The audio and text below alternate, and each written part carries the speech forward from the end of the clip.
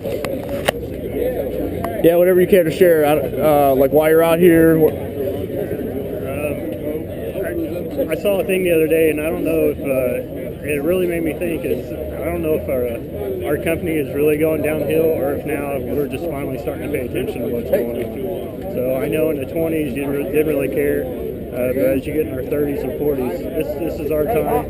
This is what we need to pay attention to. We need to make sure this stuff doesn't go any farther than what it is. What would you encourage folks watching this? Like, what got any words for them to take? I read a saying the other day. It starts with a soapbox, a ballot box, and after that it comes a cartridge box. That's it's, in my mind, that's the only natural progression that we're going to take. What kind of ideas do you think most effective to prevent, I guess, it from reaching that stage? The politicians, especially in Indiana, we've got it pretty good here, but we still don't have the freedoms that we should have. When we have people in California that controls our laws here in the state of Indiana, that's when we really have problems, because that doesn't match up with anything that Indiana stands for and the people of the state. Right on. I'm curious. I see you're the only 50 cal carrier that I see out here, and that's pretty impressive. Well, the reason I chose this is because I have machine guns at home, but people see those, they don't really. It doesn't really make that much of an impression, because the majority of people don't know the difference between a machine gun and an AR-15. So that's why I brought the Barrett 50 cal. What people don't understand is machine guns have been legal for civilian ownership since have always been legal in the state of Indiana.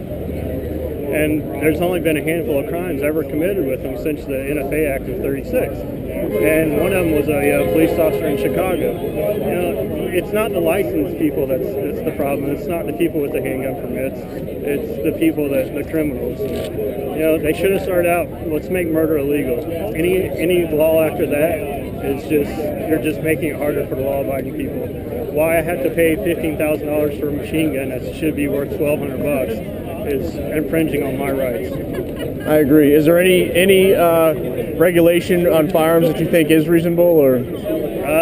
The first one where a felon should own a firearm, I'm okay with that, because we all knew that before you created the felony. What if they said jaywalking could make you a felon, though? Well, that's why we have the soapbox, the ballot box, and the cartridge box. Right on. All right. Appreciate your time. No problem. Thank you. Yeah, put this on YouTube.